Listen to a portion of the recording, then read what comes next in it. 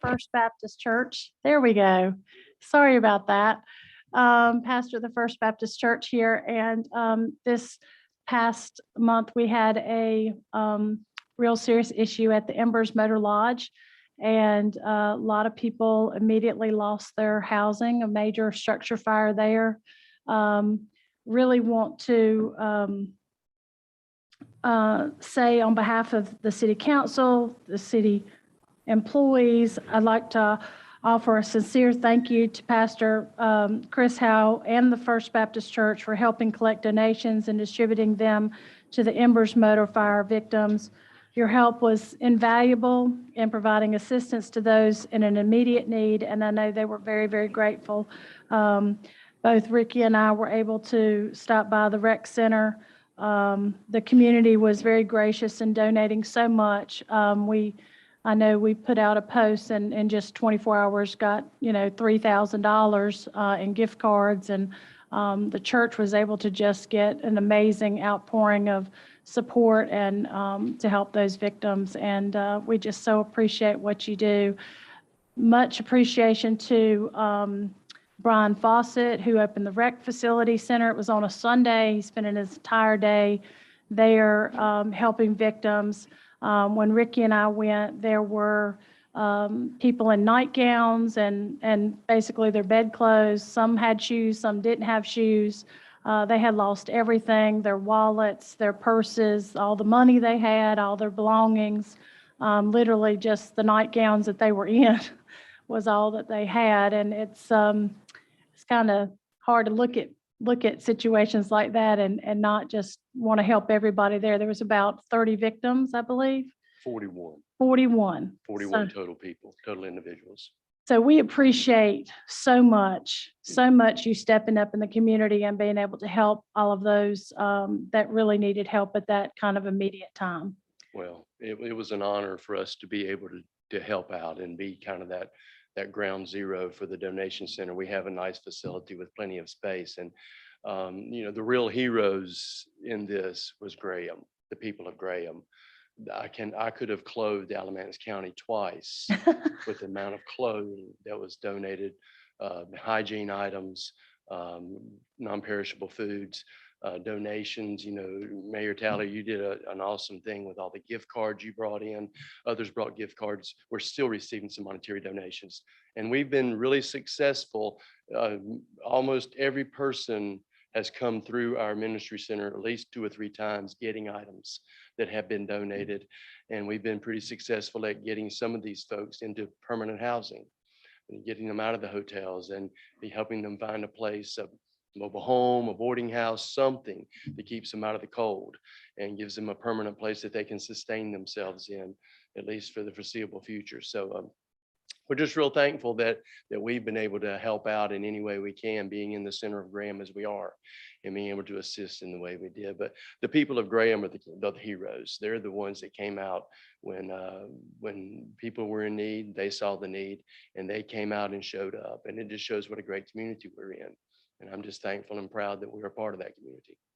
It was heartwarming, warming, wasn't it? Yes, it was. Well, if you could lead us in our prayer tonight and get us started, we would so greatly appreciate that. Absolutely. Thank you.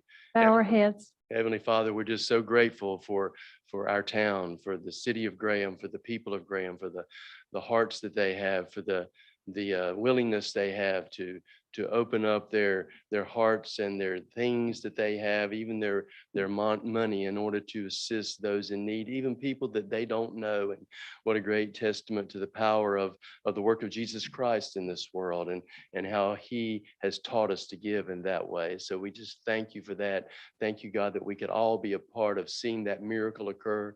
Thank you, God, for this city council. Thank you, God, for this mayor. Thank you for our town. May we just all work together and seek to be the greatest place that we can be. Seek to be that place where people will want to come and to live and to grow and to raise their children and enjoy being in a place where people truly care about one another, even those strangers among us. So bless this time, God. Bless the members of this city council. Bless Mayor Talley as they come together and they work to continue to make Graham a great place and an even better place for all of us as we live together and grow together. And we just thank you for this time. In Jesus' name we pray. Amen. Amen. Thank you. Can you please stand for the Pledge of Allegiance? I pledge allegiance to the flag of the United States of America and to the republic for which it stands, one nation, under God, indivisible, with liberty and justice for all.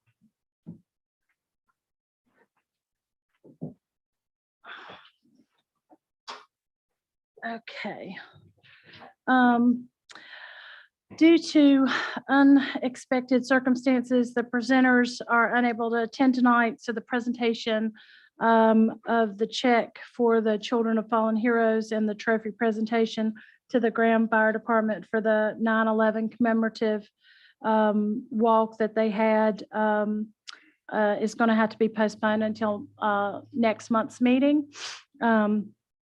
So we're going to go ahead and move on. I really hate that Brian wasn't here tonight for us to be able to tell him. So please make sure that we have on the agenda to recognize his efforts also in the Embers Motor Lodge as well. He very much stepped up, and we appreciated him coming in on his day off and really giving them an immediate place to be able to go to.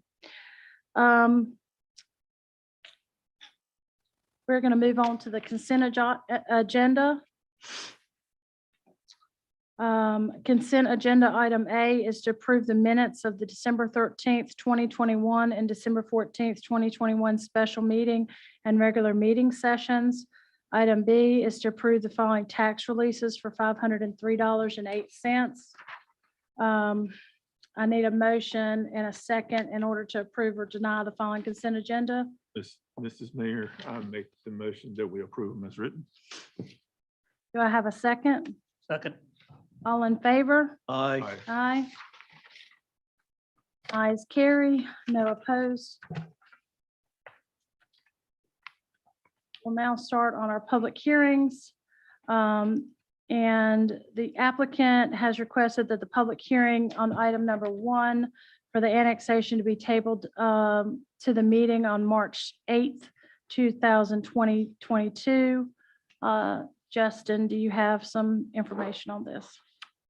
Yes, ma'am. We did receive a written request due to some changes they wish to make to their plans based on comments at the public hearing at the planning board. They would like more time. So they've requested to table their rezoning requests at the planning board to February, which would then push the annexation and rezonings for city council consideration to the March meeting. So staff is supportive of that tabling request. Okay. And item 2, the same exact thing. Same thing. Yes. Item 3 as well. Anything else you need to say about item 3? No, ma'am. Okay. I need a motion to approve the postponement till the March meeting, to postpone the meeting until March the 8th, 2022 for, can I just go ahead and say 1, 2, and 3? And do I hear a second? Do I hear a motion? Mayor, I make a motion that we approve moving 1, 2, and 3 to our March agenda. Okay, I have a question. Why is it March 8th?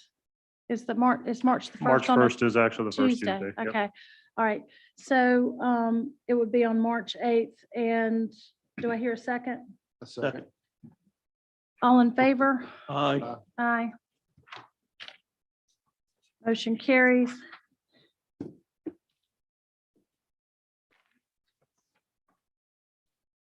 The next item on our agenda is the rezoning of 200 South Marshall Street. The rezoning request was before the planning board back in December, and just recognize Justin here so he can give some details from staff. Yes, ma'am. So this is a request by Lee Kimry to rezone a half an acre of property from OI, which is office institutional, to the B1 Central Business District. So this side of South Marshall Street does have a mixture of zoning types that range from R7, which is high density residential, to a B3 in intensity. There is also some B2 zoning on this side of the road. Staff would note that this property is catty-cornered from the downtown Central Business District. And encroachment of the B1 doesn't pose a major land use change from what the OI zoning is currently in place. But it would offer some commercial flexibility that perhaps would better suit the needs of the applicant. And that's something I think, would be a good discussion item. There would be landscape and buffering requirements to help protect the adjacent land uses from any potential negative effects of the rezoning. And this property is listed on the future land use map as downtown residential. And one of the uses within that plan is neighborhood oriented commercial, small professional offices, live work units, and home occupations, provided that they don't generate excess traffic and parking. And I think that's a key statement. So What do not- item, I'm what sorry. item number is that in the comprehensive plan? I don't have it by item number. It's quoted directly from the plan. Let's see. So there is 2.3.2, which would be innovative spaces. Grant promotes development of flex space, live work units, adaptive structures for office, retail, light industry. And then there's focused development.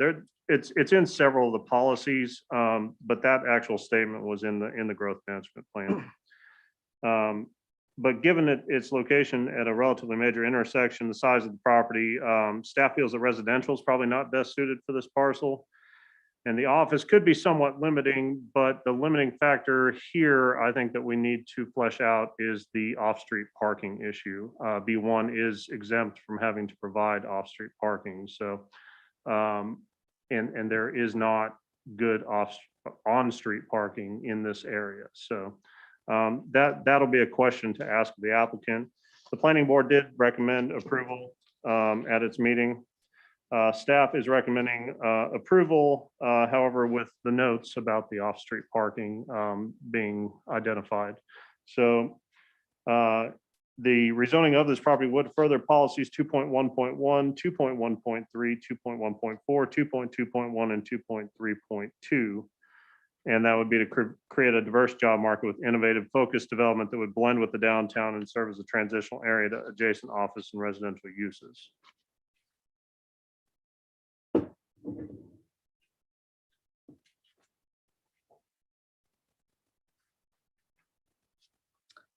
Okay, we're going to open the public hearing for comments. This is a public hearing. Is there anyone here that would like to speak on the proposed rezoning for 200 South Marshall Street? You please, you absolutely may.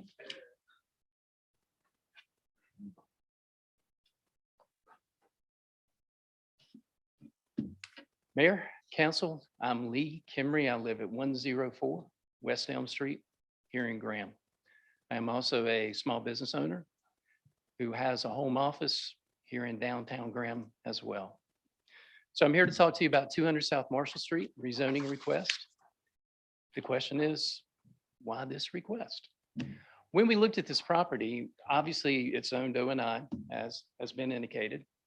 And the idea of putting offices there is appropriate for O&I zoning, but we could not help to imagine how nice it would be, complementary, to be able to offer a neighborhood commercial component, such as, along with the offices, coffee shop, perhaps a small bakery, maybe even a deli sandwich shop. We thought that would be a really neat use to go along with the offices there. Even though we thought it was a very good idea, we realized then that the next step for us would be to investigate this and see what the city thinks about this. So then we began to investigate some of the growth documents the city had available, the big one being the comprehensive plan that I have with me. So we began to read through the comprehensive plan to see if this seemed to be something that was consistent with the comprehensive plan. And what we found was very encouraging. Staff has done a good job at putting some supporting statements in from section 2 of the comprehensive plan, but there's a couple of passages that I would just like to bring to the council's attention and read for you that we thought was very, very important when we considered bringing this rezoning to you for your consideration, if I may. So on page 3, introduction to the comprehensive plan, in the second paragraph, under the heading Grow Downtown, it reads, downtown is critical to the city's success and should be the focus of new investments and development, including adaptive reuse projects, public art installments, building restoration, and use diversifications. Use diversification. Now I'd like to skip over to section 2, where a lot of the supporting statements came from. In that section, in the introduction, on page 9, in the third paragraph, is something we thought was very important. Under the heading, Create Vibrant Centers, especially downtown, it reads, Graham should grow employment and a mix of uses around downtown and focus areas. Vibrant centers create spillover effects and foster small business development and innovation. We thought that was very important. Again, a mix of uses around downtown and focus areas. So it seemed like everything that we encountered when we were looking through the growth documents for the city of Graham seemed to support the idea that this was a good idea, that maybe this was appropriate. So then obviously we checked with staff. In the report, obviously staff is recommending approval. So I think they're in agreement that there is some consistency with this proposal, as well as the planning board with a unanimous vote recommended approval as well at their meeting. So we thought it was a good idea. It seems like, according to all the documents we could find from the city thinks it's consistent with the future land growth of the downtown and the surrounding areas. But it was important to us to reach out to the neighbors to see what they thought.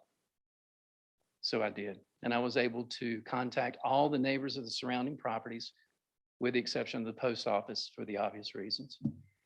And discussing with the neighbors the uses that would be allowed in the central business district, I was encouraged not only to find that they were comfortable with the idea, but even supportive. With the exception, there was one property owner that was across the street, across Marshall Street, that's currently in a business zone, who did bring up a question about expansion of the central business district. And once they realized that the city had initiated expansion of the central business district approximately 3.5 years ago, the city actually went across Marshall Street, expanded the central business district by picking up the municipal parking lot on East Elm Street, and then went one step further down East Elm Street and picked up the parcel beside the parking lot, which is currently owned by our mayor.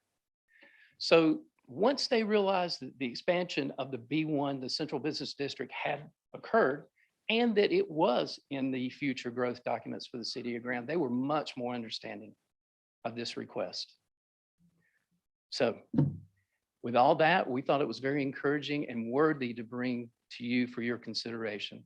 Now, I would like to just point out some of the zones that surround this property. As you look at this property, it's at the corner of Marshall and Pine Street. Across Marshall Street from this property is the car wash, which is currently in a business zone. At an angle, as the planning director mentioned, across the intersection, just a little bit over 60 feet, is the central business district, business zone as well. And then across Pine Street, you have the post office. Now, what's interesting about the post office is that the post office is currently in an O&I district.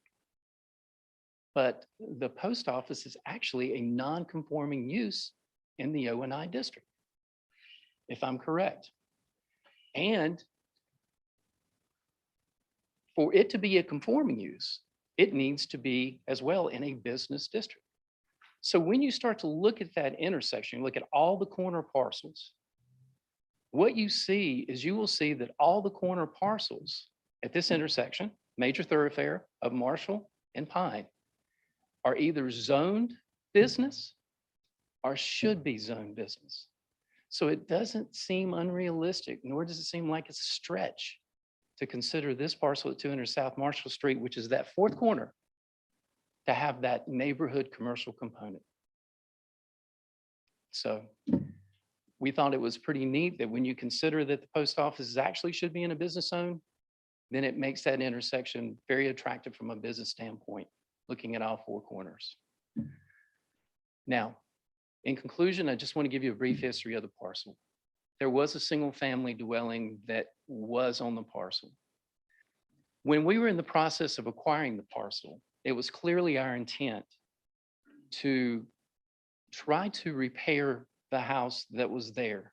During that process, we noticed out from the outside of the home that there would be some repairs necessary. But we also knew that the home had been managed and maintained by a local real estate company for a long period of time.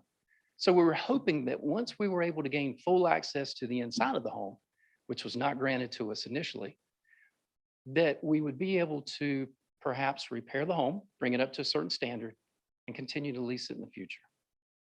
But when the current occupants vacated the premises and we were able to gain full access to the home, it was not what we had hoped for. Actually, we found a home that was beyond repair. We found a home that most of the major systems in the home were either had failed or didn't even exist.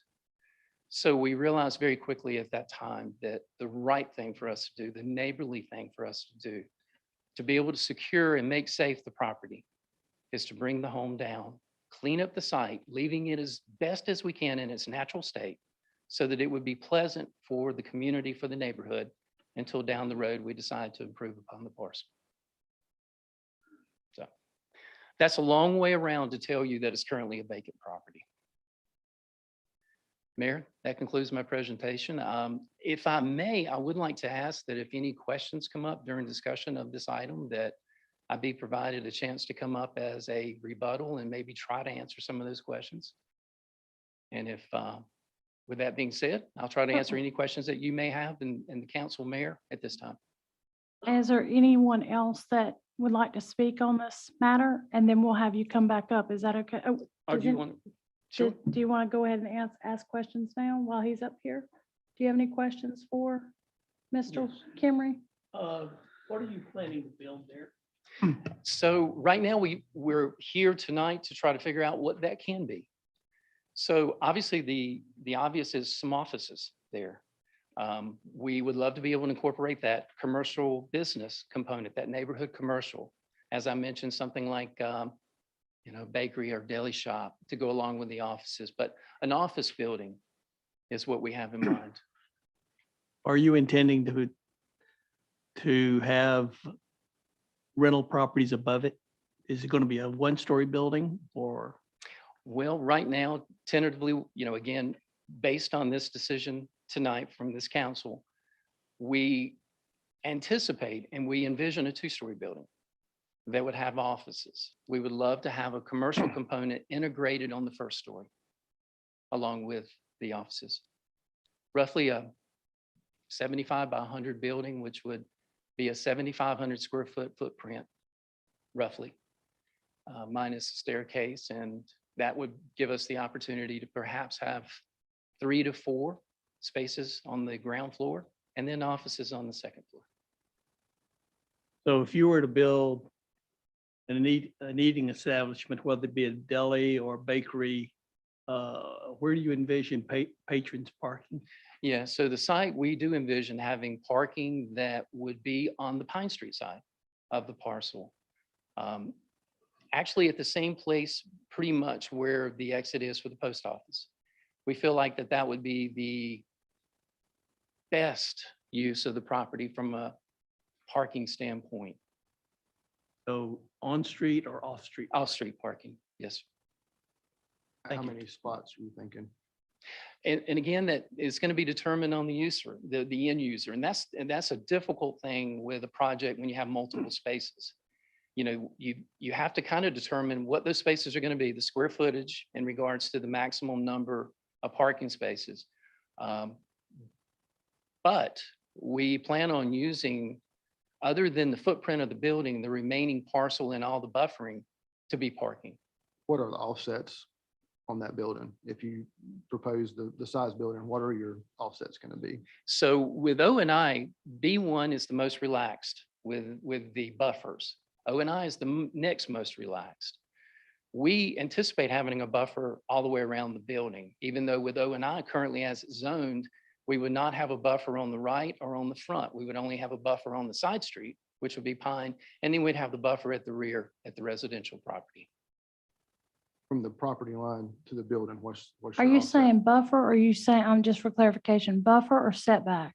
The same, and I'm sorry, Mayor, I kind of use that synonymously. It's, Are you saying there's no setback on if you're looking at the property to the right, under the currently- way it's currently zoned? Yes, currently zoned O and I. If my information is correct, there's not a setback on the right, there's not a setback on the front for O and I. There's a setback on Is the that correct, left. Justin? I don't think that's correct. So are you asking about the OI or are you asking about the B1? OI. OI, see, it says front yard would be 20 foot if the lot's within 200 feet of a residential district, which it is, and it'd be 0 elsewhere.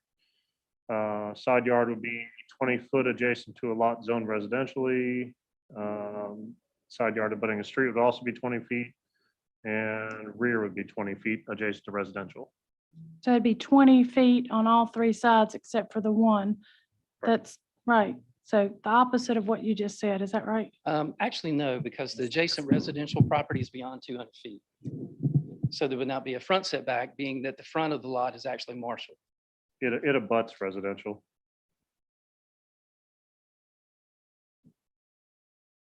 So it's within 200 feet. It's directly adjacent to residential, so it'd be 20 feet. The residential being The the way the the lot. R7 piece that's right to the east. Sure, and that's at the rear of the property. The face of the property, by the standards of the city, would be Marshall, wouldn't it?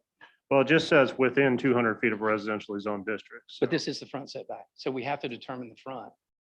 It's saying there is a front setback if it's within 200 feet of residential zone. Okay. No, I'm I'm- sorry, were you asking for the B1 or the? No, B1 is going to be no setbacks. But O and I residential. right now, if he were to build on it as it's zoned now, he would have setbacks on three sides. If it's B1, he would have as far as just, one I'm setback just at the going rear. off my memory or my knowledge. I think it would be no setbacks on anything except for the rear would have a setback because it abuts residential. And if you're going stories, if you're going multiple stories and under B1, you're allowed to build to the sky, that it would be 1 foot in the front per story that you add. Is that correct? Per 2 feet over 50 feet in height. So it's 0 feet up to 50 feet in height.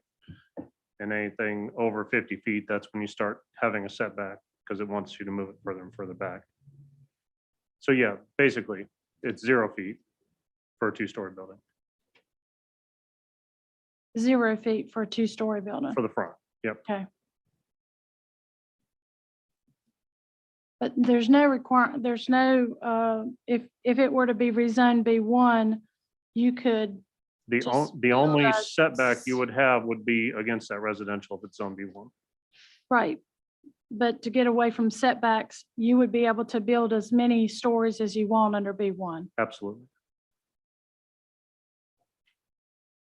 So it'd be 20 feet. I'm sorry, Mayor. Okay, you were asking questions. I didn't want to Yeah, no, take away your time. my concern is the parking. Sure. I mean, if you have no or very small amount of off-street parking, there's no parking lot, public parking lot within 200 feet of that. I don't know how you're gonna work that. Now, there is parking available on Marshall Street. It's not marked parking, but it is available there. We do have parking proposed off-site. I'm sorry, on-site. On-site. That's what I was, but you don't know how many spots you could have or what your layout's gonna be? Well, the only thing that again, it's so preliminary because we're trying to figure out what this possibly can be. Right. This decision tonight is going to make a big difference in, what this is going to be and what it's going to look like. Obviously, commercial parking requirements are going to vary according to office parking requirements. I think office is kind of tied to square footage of the actual office itself. Commercial is kind of tied with employees and the square footage of what's open to the public when you go into, say, a restaurant. So we will have to determine, to be able to get the off-street parking, what we can be able to offer, and what we are able to offer would be in regards to whether we're approved for this rezoning or not. And the projects itself.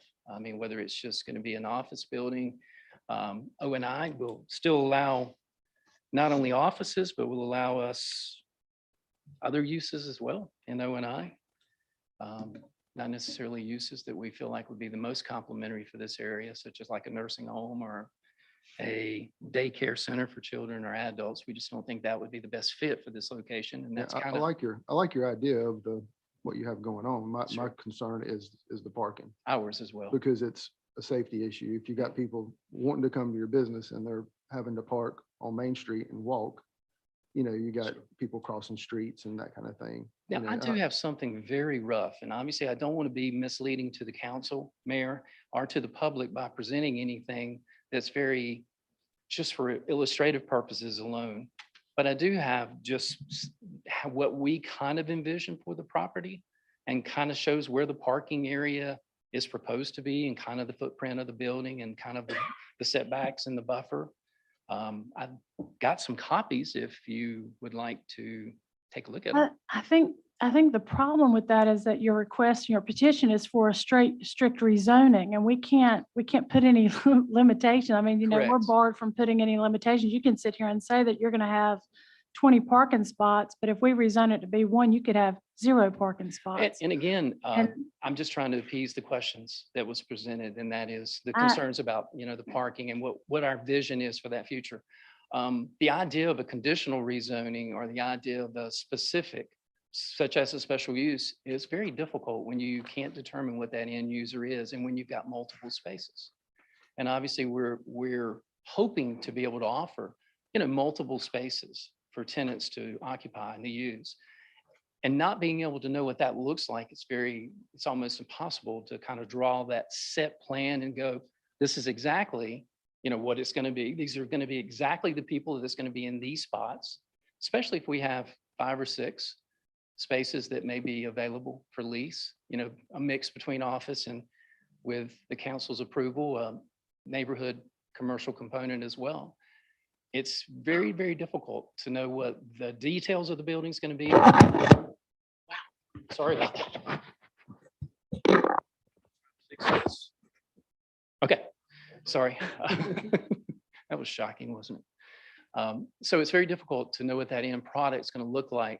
Obviously, a commercial is going to require some other on-site components versus an office. You can almost finish an office. So again, knowing exactly what that looks like and being able to provide the parking and putting in the screen buffers, the setbacks, et cetera.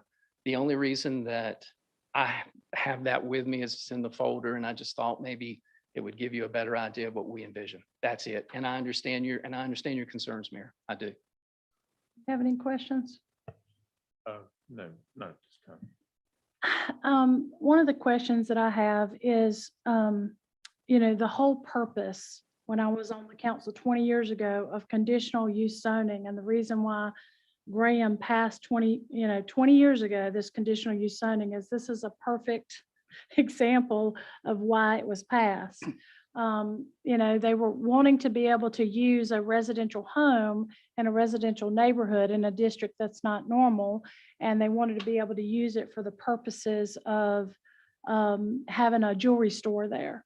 Well, none of the neighbors have any problem with a jewelry store being there, or an office, or a lawyer's office, or, a lot of the different uses that you can have in the B2 district. But they do have even in the B1 district, they do have a problem with an ABC store, a convenience store, all of these things. And a lot of that has to do with parking and the invitation of the public there. And it's not by appointment. You know, they don't even mind a hairstylist because it's appointment only, right? But if it's something that it's a business that's open, you know, late at night, or if it's a business that, you know, has a lot of people coming at all at the same time, the residents, obviously, that abut that property have a problem with it. So I guess my question for you is, would you be, I know you said you have a very rough plan, but I think when you're dealing with trying to change the zoning in an area, in a district that has a lot of different uses around it, it's a lot of different kind of hodgepodge, because like the residential behind you has their perspective and what they want to see behind them, and they don't want to see a brick wall. And then you have O&I beside them. They don't mind if it's O&I beside them because they're a dentist office, I would imagine. But everybody around there, I would imagine, the post office, the people that own the car wash, the dentist office, all of them are going to have a problem if the city of Graham does not require you with your business that you're going to build, and you don't know what that's going to be, to have on-site parking. Because if we don't require you to have the on-site parking, then they're going to park in the post office, and they're going to park on the street, and they're going to park in the car wash and all of that.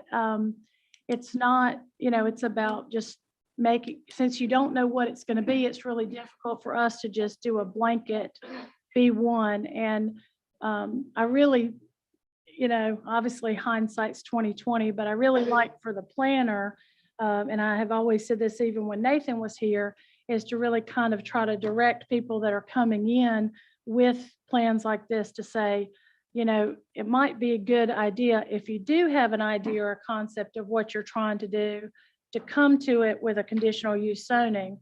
And then, you know, we can reassure the neighbors, he's got this many parking spots that are on his property. You know, his intent is to use it for this purpose. So like a bakery, 10 people can show up at the same time. But if it's a hair salon, it's usually by appointment. So you're only going to have that one person there, and you're going to have employee parking. That's it. Mhm. So you can kind of alleviate a lot of the concerns. You've sat up here on the city council. Absolutely. You know, people are scared of what they don't know might happen, right? They don't want a liquor store there, or they don't want whatever store there. Yeah. So that, I guess, would you be open to doing a conditional use zoning? Because I don't. Yeah, and see, and that's, again, Mayor, that's something that's very, very difficult. If you have a single user, it's very easy to specify a conditional rezoning. Not to mention, conditional zoning incurs a lot of expenses to put together all the rules and regulations regarding a conditional zone to present it to this council. It takes a lot of money, a lot of resources to do that. The conditional zoning that you're referring to, the two examples you're referring to, one you have in the downtown, which was a conditional zoning for a single use. The other one you're referring to was also a conditional zone for a single use.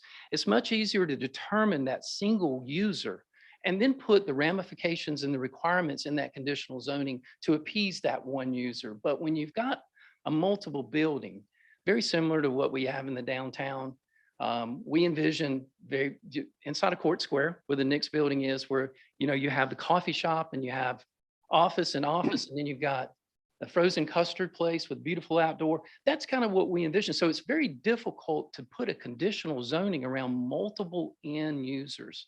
I'm not sure how that really unfolds itself during that process. And you almost have to have a commitment to know what those end users are going to be. When you're building a building and you have a commercial component inside that building, from a new construction standpoint, you pretty much leave it a cold, dark shell so that you can upfit depending on the use that you find for that particular space. So now Well, I was only suggesting, I guess that's a dead issue, because I was only suggesting conditional use zoning because it was my impression from what you've said that it was going to be a bakery with residential above it. Oh, no, I did not know until you I didn't Yes. realize it was like 4 or 5 different businesses. Well, we anticipate having three fronts, an office, and we'd love to incorporate a business component on the bottom floor, and then having offices on the second floor for lease as well. That's kind of our vision. Currently zoned O&I, so we can put office space there in a commercial office building. And that's what we envision. So that's what makes it, And what is the reason that you wouldn't request B3?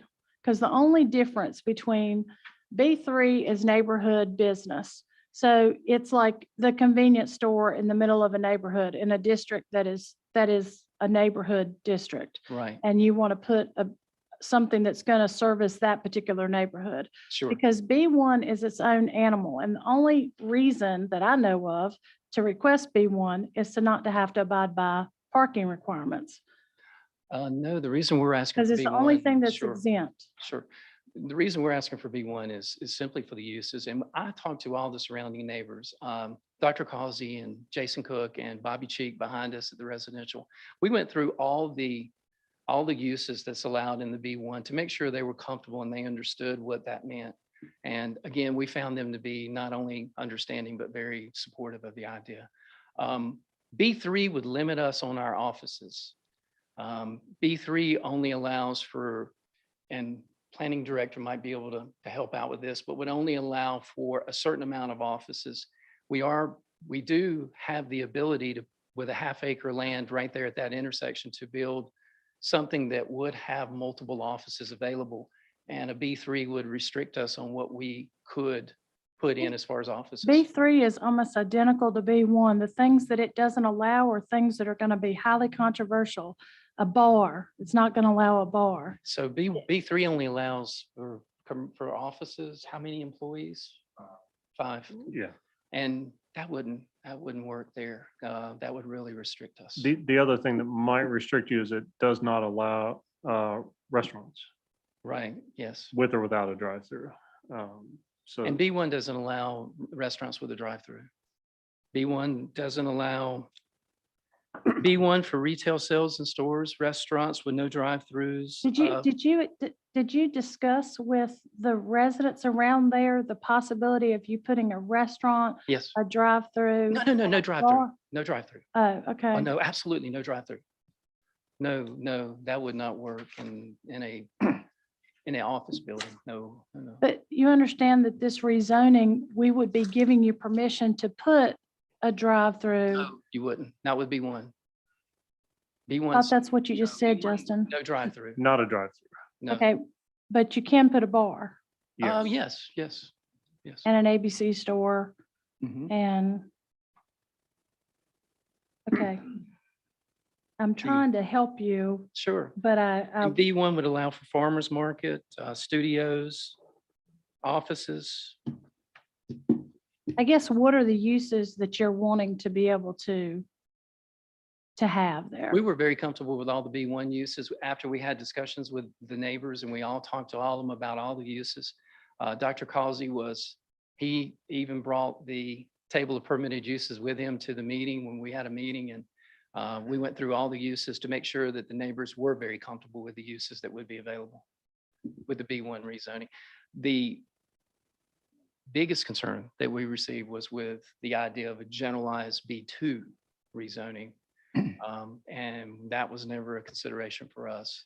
And that would be your restaurant that would allow a drive-through. That would be your parts store, your vehicle body and repair, your something of that sort.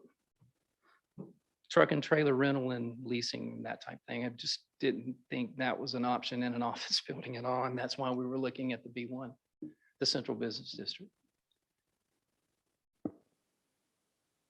Those are all the questions that I had were just the height, the parking, and the setbacks. The setbacks would be nothing on all 3 sides and only how far in the back? 10 feet. And would it be one?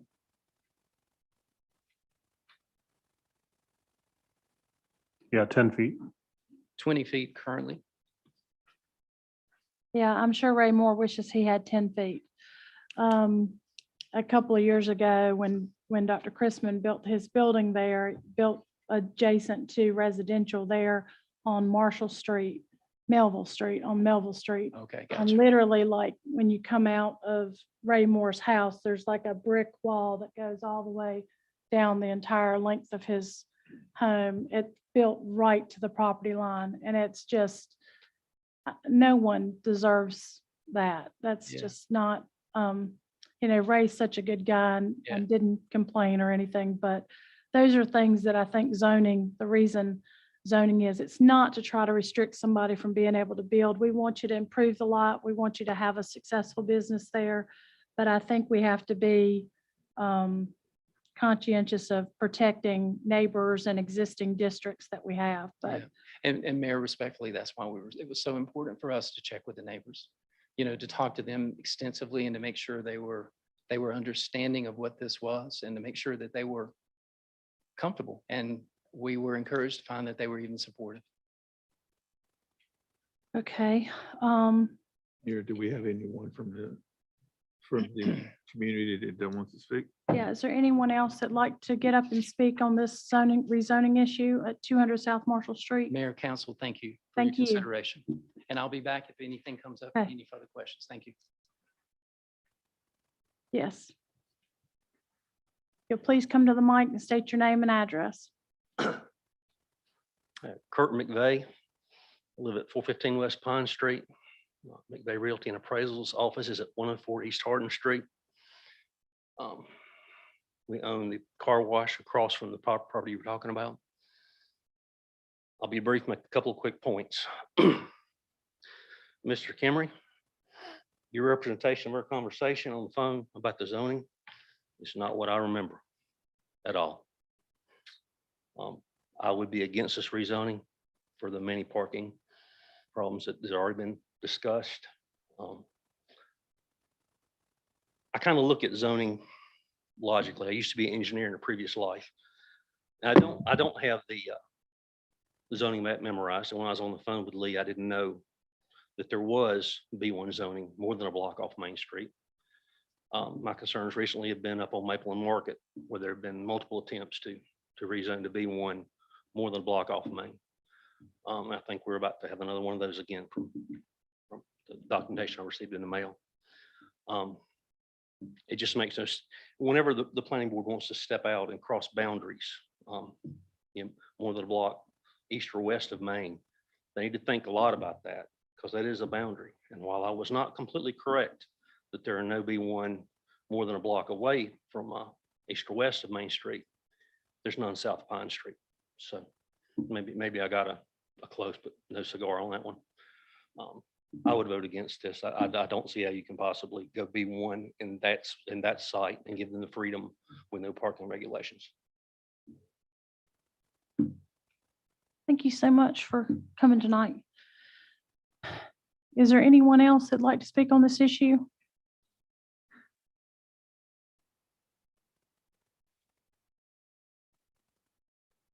Okay, we're going to close the public meeting and talking about it among ourselves. Is there any?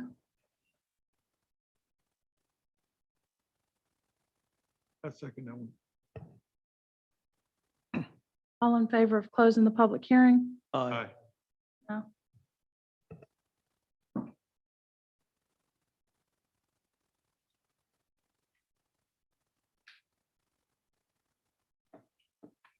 So what do you think about it?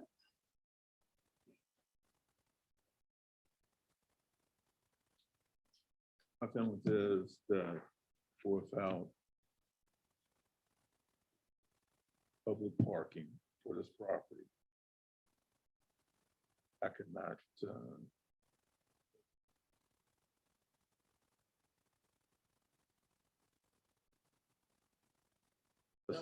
unless there's some kind of parking on the first floor or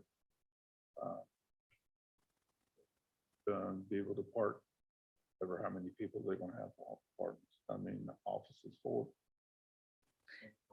businesses. So for B1 consistently, you have to have on-street parking, and the extension that, I guess while Lee was on the city council, he extended B1 down to the city parking lot, and that additional spot that he was referring to that I own, there is city parking. There is public parking on the street in front of the property. There's no parking that's marked on Marshall or Pine. But there, like he says, that might, people would be parking there, I guess, until I guess the meter lady would come by. I don't know. But I think the concern that I have is just, it was and I know my fellow councilman knows about this because you work for the county. There was a big to-do years ago when the jail was built, and they took away all the public parking around the jail, around the existing jail. And you're required to have so many parking spots per square foot, but the public wasn't allowed to park in those. They wanted to designate them specifically by badge for all the employees to park there. And you can't have this huge, massive square foot building that's a public building that you're even requiring by law for them to attend through the criminal courts building or through the jail or whatever, and not have parking there, adequate parking to be able to sustain it. So I think consistency is important in the B1. And, I'd love to be able to try to figure out a way that he can do what he wants to be able to do and improve the lot. But I think a strict rezoning here is irresponsible, in my personal opinion, even in regards to other lots that may have been expanded. I would not have voted in favor of expanding the B1 down East Elm Street if it didn't have adequate parking but there was an existing building there, I assume at the time. I'm not sure when that was exactly passed. I just know that I probably wouldn't have been in favor of extended B1 just because it exempts building. If you ever build there, it exempts you from the parking requirements. And so it's kind of mandatory that you have public parking. And if Pine Street had public parking, adequate public parking on both sides of it, but it being right there at an intersection, parking lots around it. Pine Street is a very heavily traveled intersection.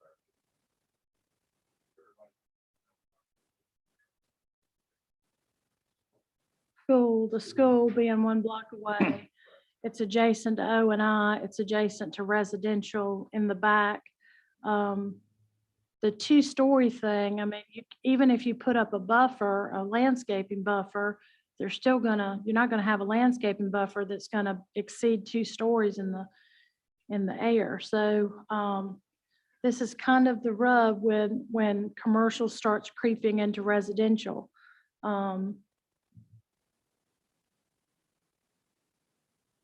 Excuse me, Mayor. Would it be in line with what you're thinking if what they are looking to do might be a conditional business with possibly coming with a B1 uses for the conditional business, and then they can work with Justin on what the other aspects of that site might be as far as the setbacks and stuff to see if it meets any of the zoning districts that might fit better with what you're looking for. I know it's site specific when you do a conditional business, but it could be general to a point where they designate a spot on the site plan that this is where the building area would be. It'll be 10-foot buffer here, or whatever, and then work within those parameters with the B1 uses. And that way they'll be able to get the uses that they're seeking currently. I think my concern is parking, the height of the building. Which you can get with the conditional. You can. Yeah, I get that, but the multiple business uses, like having multiple business uses and those might change over time. Like how would you, if you do conditional, like I thought it was going to be like one use, and that seemed like a very simple thing. If you use it and you designate it and you do a conditional rezoning and it's a jewelry store or whatever, but they would take the risk that if it ever it isn't that use anymore, then it would automatically revert back to O&I, which isn't going to hurt the back neighbor, isn't going to hurt the side neighbor, and shouldn't cause too much of a problem and it would require them to comply with the parking. Well, you can do a unified business, I believe, in O&I currently. So you could have more than one use as it's currently situated, but even with the conditional, you're able to place certain limitations during. Is the that approval. lot big enough for parking for a multi? It's half acre. business? It's a pretty decent sized lot. I mean, it's a half acre size. So you're saying the parking would be on site? You would have enough space to do on-site parking, and how many businesses do you think? But that would have to be determined during their determination of the size of the building. I know Lee was considering a 75 by 100, but it may be that he has to accommodate the parking. And I know we do have parking maximums on our commercial uses currently. So there's that you would have to take into consideration, that we are encouraging not an overage of parking, but what do you think you would need for the use that you have? So there is that part of it as well. But I will just say, when I was on, it's always been parking minimums. There was always parking minimums. When Lee was on the council, he championed parking maximums. And I get what he's trying to get to, but you know, what I don't want to see happen is somebody build something to encourage all these people to come to the property. And let's say he's hugely successful, and then people are parking in the post office, and people are parking in Jason Cook's parking lot, and the dentist parking lot, and the one across the street, and you don't want, or parking illegally in the street, or double parking in the street, whatever, because they're running in to get something and they can't find a parking spot.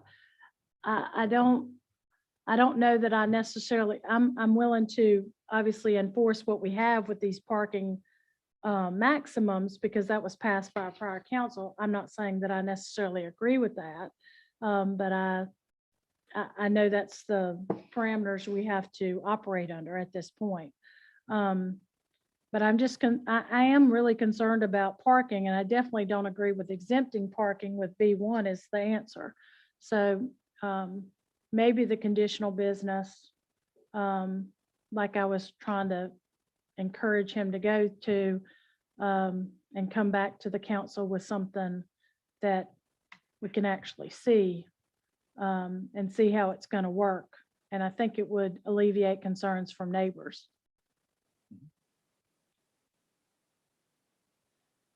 So,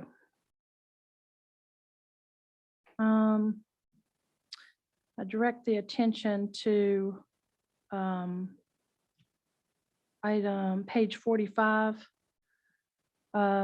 I need a motion and a second to approve or deny the rezoning with the statement of consistency.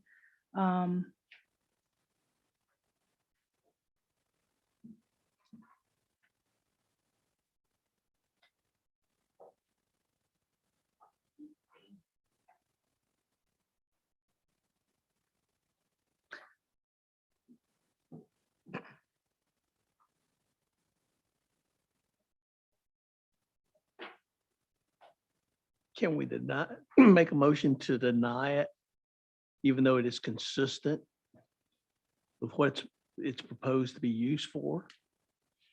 Because I think our concerns about the parking and the businesses that are there, where maybe it's more appropriate for to deny the rezoning, but we would consider a conditional rezoning of But he can come O&I. back with. He can come back, right? Yes, he can come back with that request. Because in reading the statement, it's when you say deny, can we deny, but yet it's still consistent with the comprehensive plan of what you read about. Okay, See, with the way the statement is. But there's other things in the comprehensive plan that are inconsistent that you can refer to. Right. So I'll make a motion to deny the rezoning request of this, and that it's not fully consistent with the Graham 2035 comprehensive plan, as it doesn't, that the B1 district does not comply with what what the petitioner has brought forward for the downtown district. Parking should be located on the street, which is typically B1, which is goal and issue number 3. The parking on the comprehensive plan, page 13, policy 3.1.3, and that it's not consistent with the designated neighborhood-oriented commercial, small professional offices, live, work units, and home occupations, provided that they generate excessive traffic and parking, which we don't have anything in front of us saying that he would even be required under the B1 to have any parking whatsoever. And Mayor, I second your motion. All in favor? Aye. Aye. I hope that you will bring forward a revised plan with something that we can approve and improve that section over there. I have high hopes that you can bring something that looks really good to the next council meeting, because I think that there's a real desire for us to see you improve that area over there.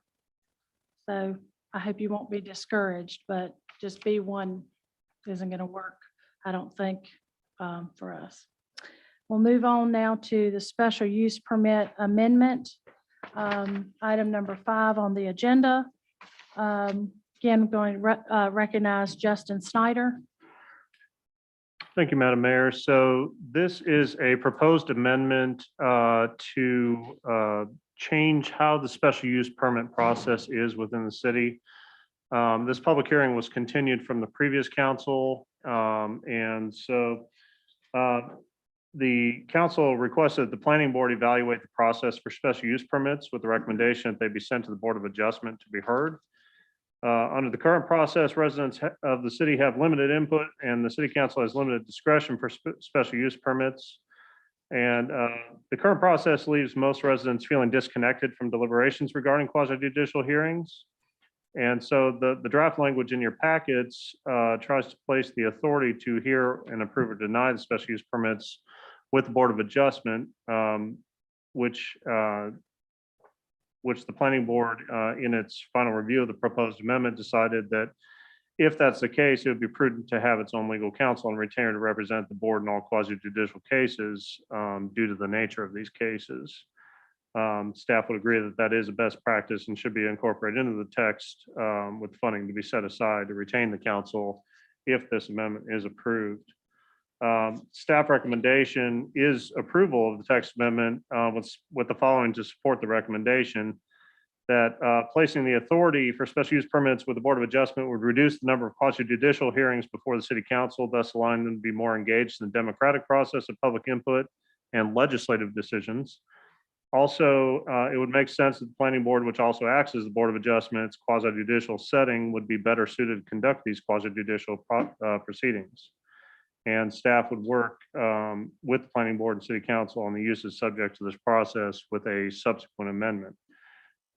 Staff would ask the city council in its motion, if it decides to approve, include the provision to authorize city manager to retain outside legal counsel for the occasional representation at the meetings where these special use permits, appeals, and variances are heard to protect the city's legal and financial interests.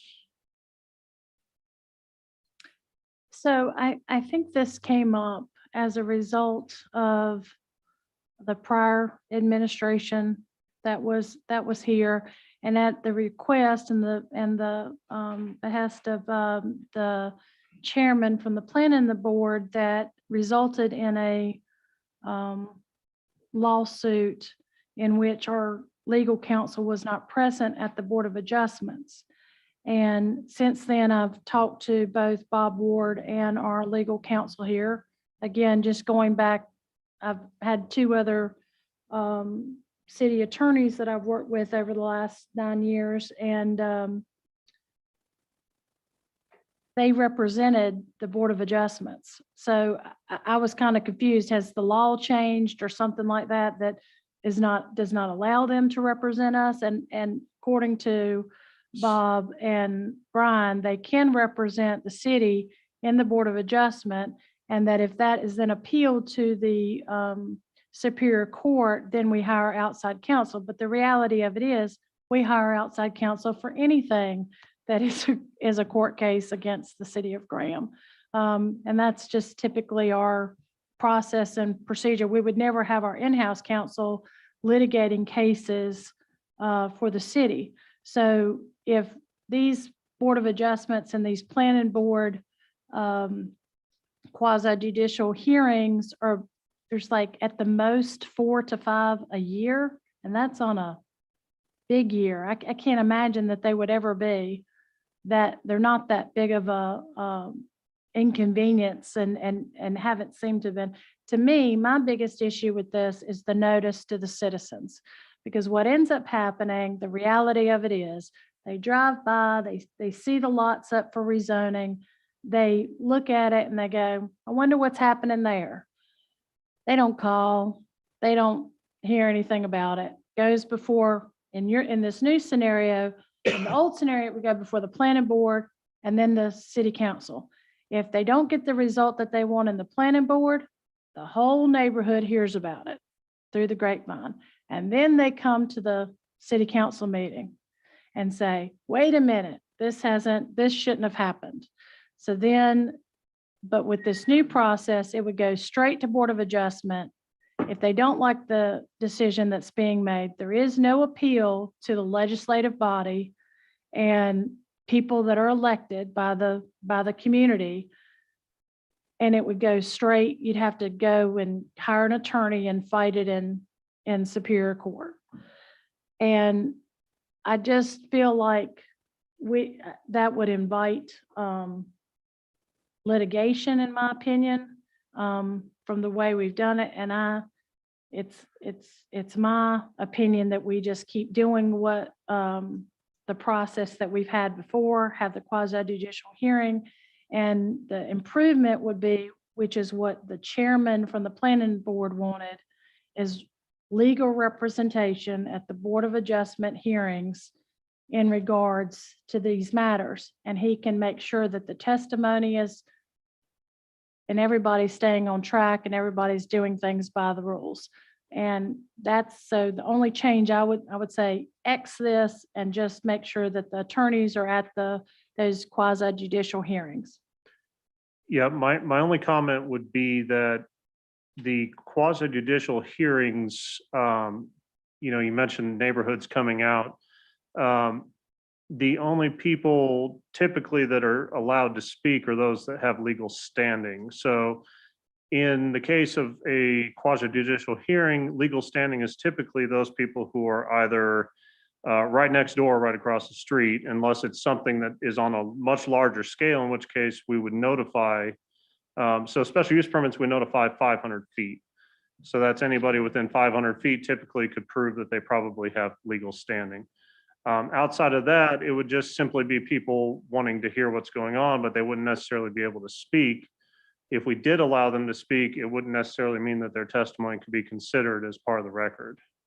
Well, I can tell you that telling a citizen that they can't speak on an Correct. issue. We totally is a want them to be problem. able to speak, but what I'm trying to I get say, yeah, what you're saying, but that's you not want to the, make sure they're heard, but you that's- also want them to understand their role in the proceedings. and I'm glad you brought that up, because I have been trying to advocate for a very long time, the brochure Yes. that explains quasi judicial hearings, Yes. and that it is more like a court case. And I explain to people that try to talk to me outside of the court hearing about whatever issue that they have regarding a quasi judicial hearing, the correct response is to say, I want to hear what you have to say, but I can't consider anything that you have to say unless it's given under testimony at the hearing. If you want to talk about land value, you need to bring an appraiser that is considered by the court a certified expert. If you want to talk about traffic, you need to have a traffic study. If you want to talk about the engineering of it, you need to have a licensed engineer there. So I think what is frustrating for the citizens is when they come and to me, it only multiplies their frustration, is when we don't give them the tools they need to understand how they need to frame their argument when they're upset about something. Absolutely. So going to those people and saying petitions cannot be considered.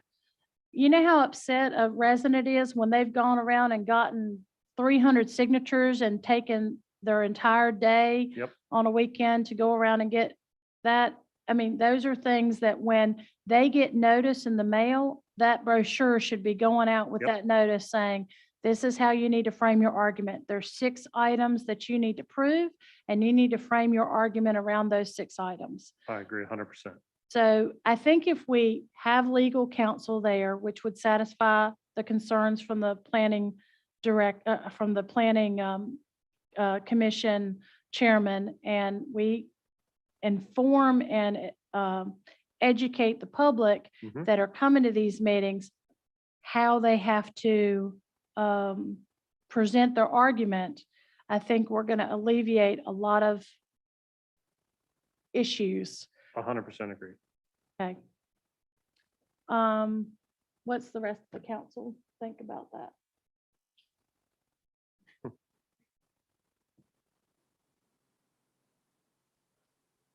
I'm not for it. Okay. So I'll make a motion that we deny the text amendment. We have to close the public hearing. I'm sorry? We have to close the Oh, public I'm hearing. sorry. I'm sorry. I apologize. So, And Mayor, I make a motion, we close the public hearing. Second. I didn't ask if anybody from the audience was here that wanted to speak on this. It's a text amendment, so I'm not used to anyone coming to speak on that. Would you like to, Mr. Crispin? I just have one comment. My name is Eric Crispin. I live at 208 Albright. I can't hear you, and especially Mr. Holland, Mr. Jed, when you're sitting back to the microphones, we can't hear in the audience. And when you discuss it among themselves, we can't hear anything. Oh, okay. So if you would speak into the mic and speak up, we'd Okay. appreciate it. Thank you. Thank you. Do you have anything? Okay, so if we'll close the public hearing, a motion to close the public hearing. I make the motion, we close. Second, Second. all in favor? Aye. Aye. So I make the motion that we deny the text amendment, but with the change in procedure that a quasi judicial brochure go out to all affected residents during the mailing process, and that the city attorneys be present in any quasi judicial hearings involving the city. You Do I got hear a it. second? I second your motion. All in favor? Aye. All opposed? Motion carries. Item number 6, a public hearing has been continued to address the development ordinance for a table of permitted uses and notes. Justin? Yes, ma'am, busy night tonight. So in keeping with the idea of these special use permits, knowing that the city council will continue to hear them, staff kind of dug into the permitted uses table and identified several areas where special use permits were being required, but it's not really the appropriate avenue for them. So in looking at the table, staff has made several recommendations for changes of how certain things are handled within the permitted use table. And we are recommending approval. We gave this quite a bit of thought. And we think this will simplify things for the residents and for developers when they try to apply for certain things, so that they don't have to necessarily go through the special use permit process, but rather things that shouldn't be in certain districts just aren't allowed, and things that, fit better with certain districts are allowed by right. With the understanding that there, of course, are certain land uses that are absolutely appropriate for a special use permit. Things like landfills, adult uses, things like that. Those are perfectly appropriate for a special use permit category. So we tried to convey that in the changes that we made. Welcome to any suggestions for changes you might have, but just bringing this to your attention. Okay. Knowing that we have new council members on here, I'm just going to say, I have been on here for a very long, I was on here for a very long time before, and I just don't ever remember us having a complete gutting of the permitted uses. And when I started reading some of the changes, I had a lot of concerns and went back and looked to see if there was some concerns from the planning board. Just some glaring ones is duplexes by right in the R18 district, I think would have people literally losing their minds. So the thought process on that is that most ordinances are written to address 1 and 2 family dwellings. And so a duplex being a 2-family dwelling, it's treated basically identically to a single family dwelling in most of our ordinance already.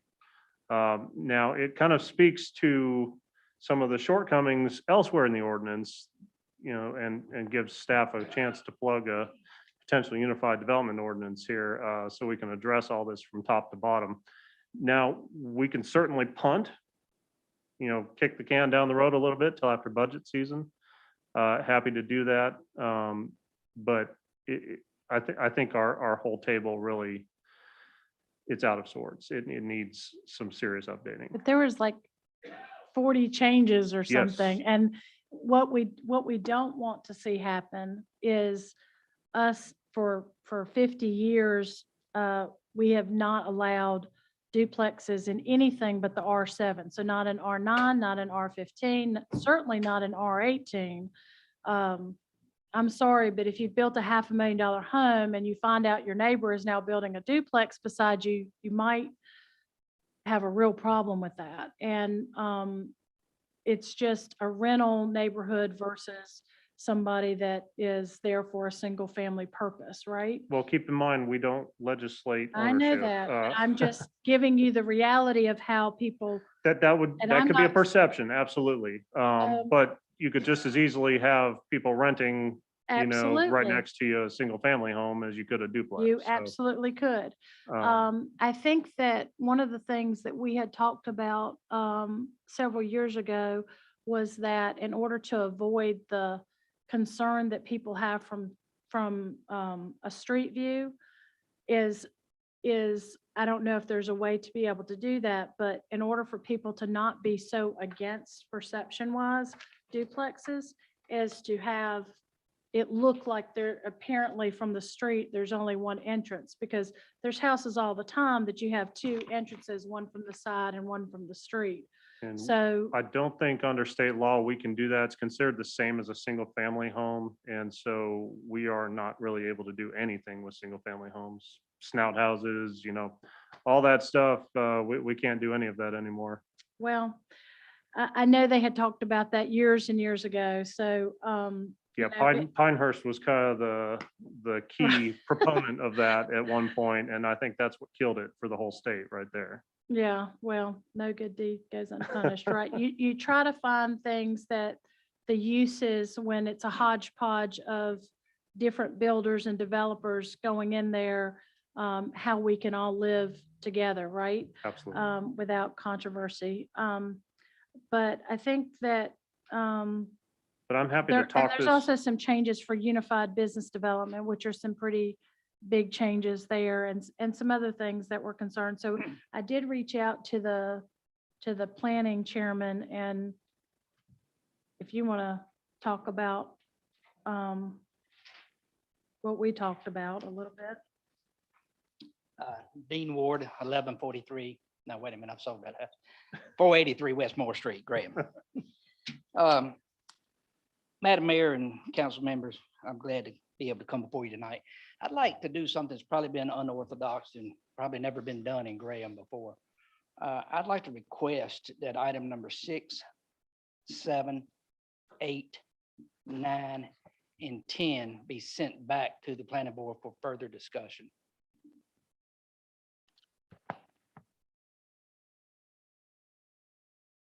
Okay. Any concerns?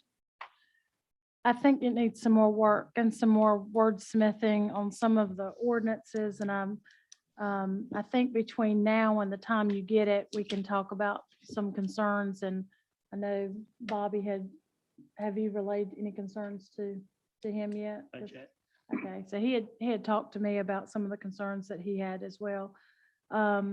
But if we could maybe just reach out to the planning chairman here, and he can maybe relate that, or either to Justin, put our concerns in writing to both of them so that they can try to address those in the planning board. I'd like to make a motion that we Close the send- public hearing. oh, sorry. Make a motion, we close the public hearing. Second. All in favor? Aye. Aye. I make a motion that we remand 6, 7, 8, 9, and 10 back to the planning board for further discussion and review. Do I have a second? All in favor? Aye. Aye. Any opposed? Motion carries.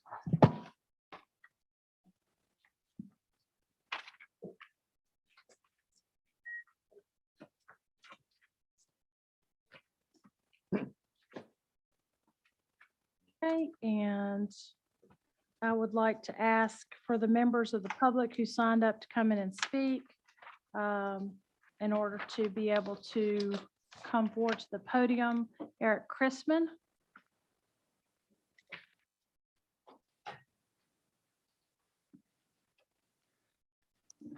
Good evening, Madam Mayor, members of the council. I come to you not as a member of any board or any commission, but solely as a citizen of Graham. My name is Eric Chrisman. I live at 208 Albright Avenue. I have two topics to bring before the council, both concerning actions taken last month. The first is the fact that an appointment was not made to the planning board. The reason given in the minutes was that the position needed to be advertised. This action by the council has not been done before. And it's not going, and if it is going to be the new policy, that is fine, but it cannot be ex post facto. There were applicants with valid, current, active applications for the position. The council not to consider and appoint one of those that applied for the position goes against established tradition. Anyone with a modicum of any political savvy would have realized that there was a candidate on the city council that was on the planning board, and that gave ample opportunity for anybody on the planning board to invite one of their selected members, one of their selected applicants to apply and be put in the application pool. That didn't happen. Were there personal reasons not to make the selection of those that applied? With the other issues that were before this board to consider, any appearance of impropriety should be avoided. And this non-selection, for whatever reason, is just that. The second issue, according to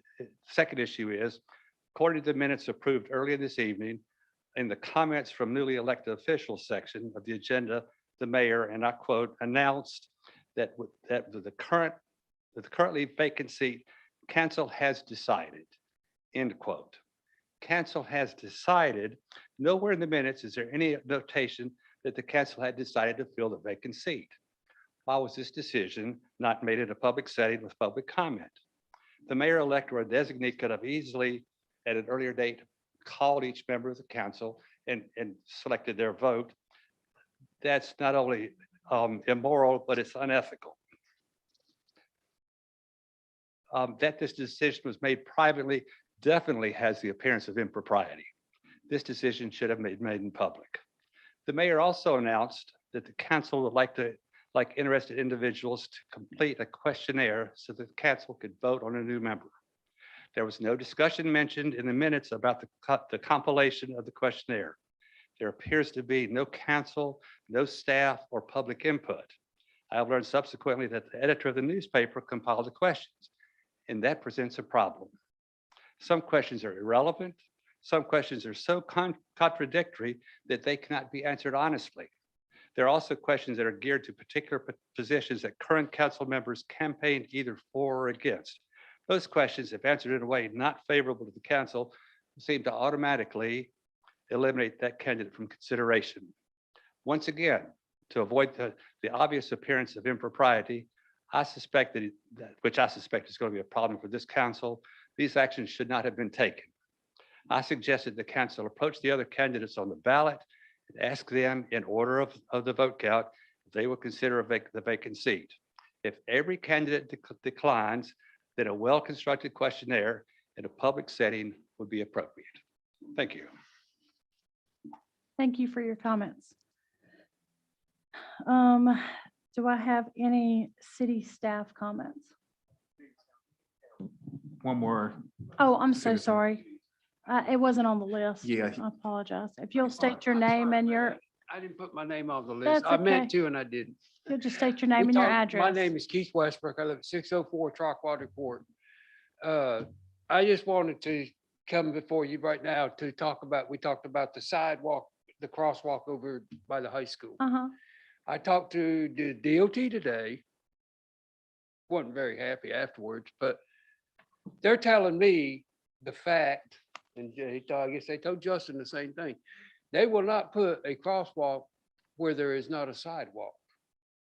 I don't know if you knew that or not, but they're telling me that until you Graham puts a sidewalk there, we're not gonna, it's not even under consideration for a crosswalk. I don't understand that, because what they're saying is, so the kids don't have to walk and cross there to go to school. I didn't get that, but so what they're saying is we have to have a sidewalk here. I'm proposing to him, talk to them people right there, put a sidewalk and tell them we got a sidewalk here. Not only ain't gonna go nowhere, it's like all the rest of them. But at least we got a sidewalk there. And then we can say, okay, we got a sidewalk here. Now we want you to put a crosswalk across like we request, because to me, it's a safety issue. I don't know what any other resident of Graham thinks, but I think it's a safety issue to watch them kids have to run across in front of cars to get across Elm Street to go over, to get on the sidewalk to go to school. Justin and y'all are the only ones that's doing anything about this. The school system seems to, it's kind of like that young man told me that day. They don't care. I'm beginning to wonder about some of these other places, if they do care. I'm serious. And if they want to be called out on it, let them be called out on it. But I'm not going to call out nobody here, because he's the only one that's helping me. And so now the crosswalk projects become the sidewalk project. Okay, but I want to tell you that I appreciate everything he's doing to help me with this. It's been 3 months. I went to the DOT today. I talked to him back 2 weeks before Thanksgiving, and I thought, well, I'm gonna wait till after the holidays, give it some time, right? I went to talk to him today. They have no record of me even talking to him, they said. I said, really? And the guy I talked to, I had his card in my pocket, and I said, "Is it you?" And he said, yeah. Well, I kind of remember something. Is the sidewalk going down Elm Street, is that still, have you gotten all the easements for that? I need to check with Bert to see exactly what we have and don't have with that project. It was something that we worked on 3 planners ago. Back when I Yeah, was here. 20 Yeah. years ago. I Right, you're remember right. it. You're Yeah. right. You're absolutely right. So I kind of have to go back and see where we are, and that project took several different forms from that point to where we are now. Let me dig in a little. I know, bit. look, Aaron, I know, y'all are doing, y'all are on what I go to, look, I went to DOT, you saw the results. That's all. The school system is no better. I'm thinking about going over and talking to the new superintendent. Look, hey, I know she's had a rough week, but I'm telling you what, it's time for somebody there to do something too.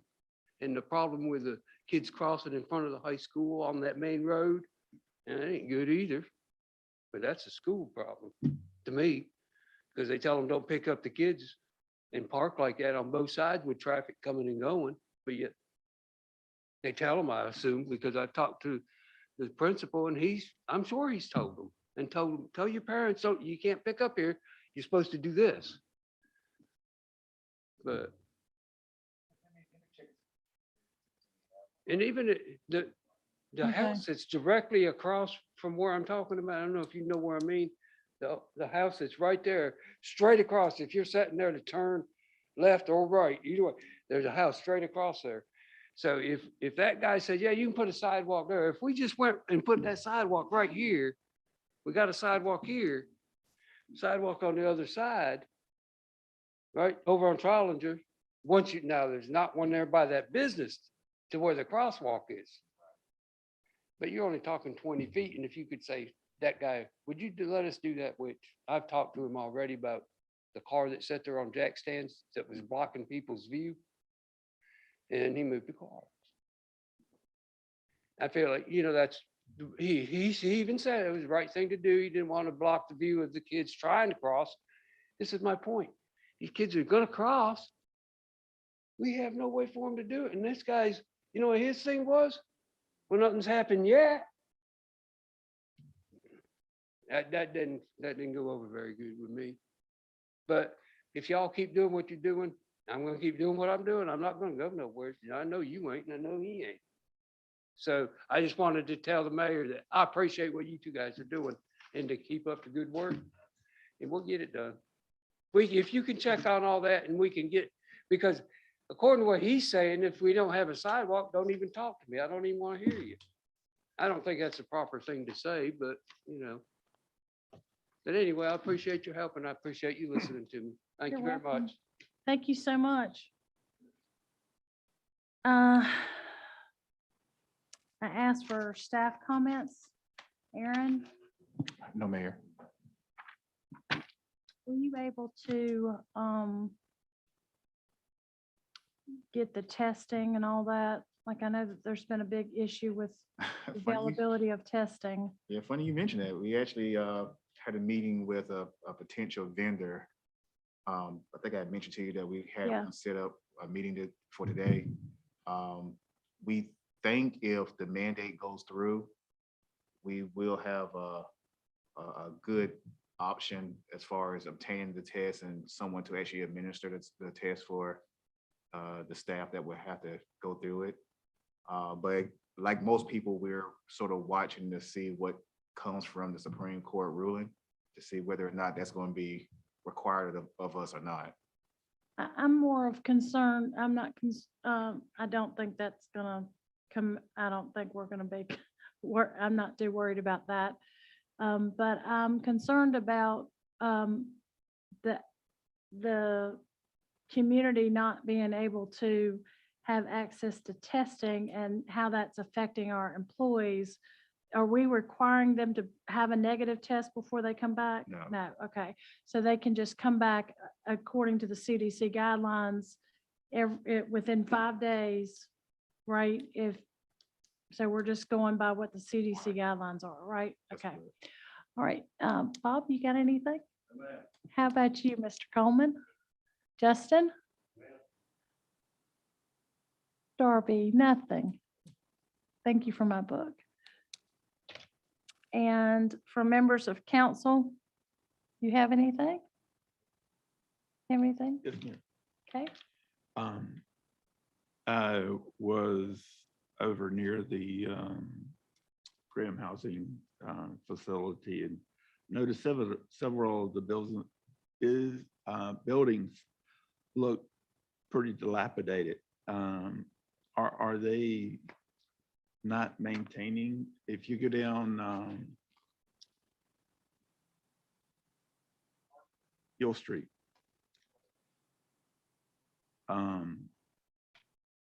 there's several buildings over there that looks like the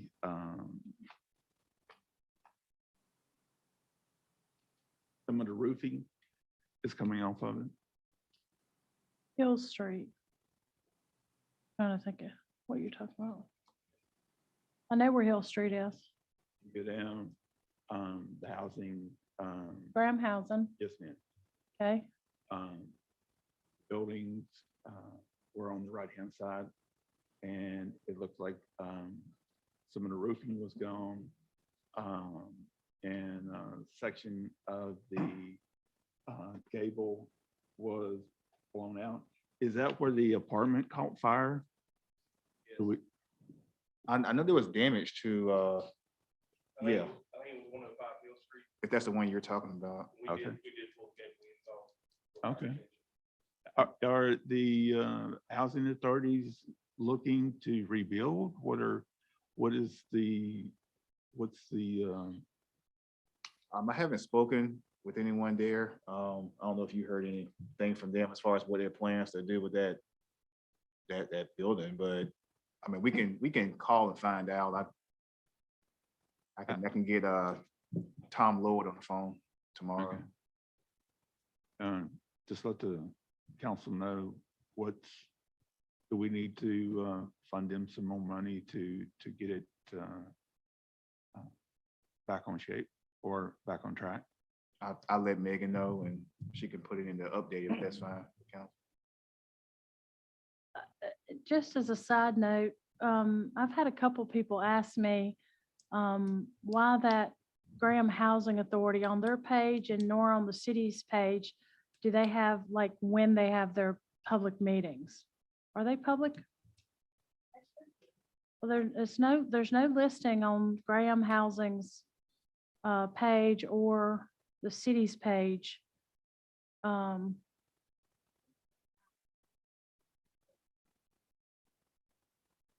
Okay.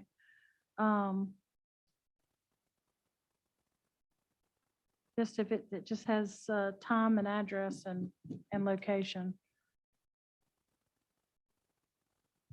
And my next thing I'd like to talk about is combining the appearance board and the tree board back together.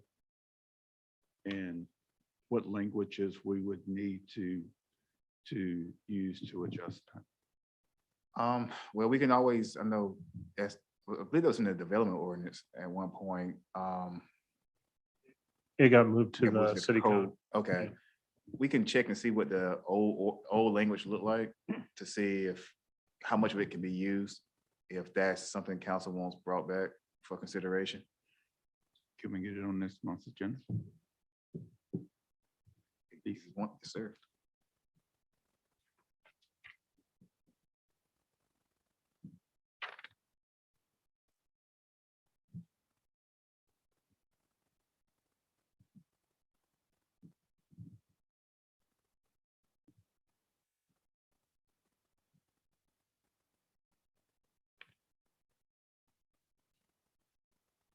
And I got one more